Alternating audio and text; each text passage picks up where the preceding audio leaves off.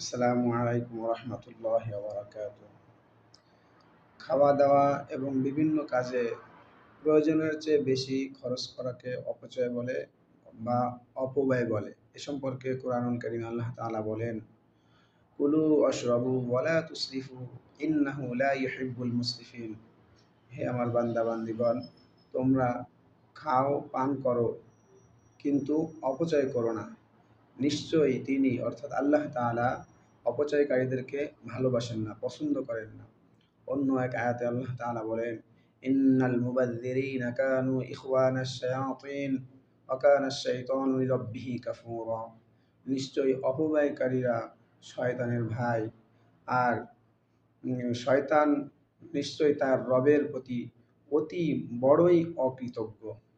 এজন্য আমাদের আল্লাহ তাআলা খাওয়া পান করা হালাল করেছে, কিন্তু প্রয়োজনের চেয়ে অতিরিক্ত ব্যবহার করে, খরচ করে এবং খাবারে নষ্ট করে আমরা অপচয় করব না।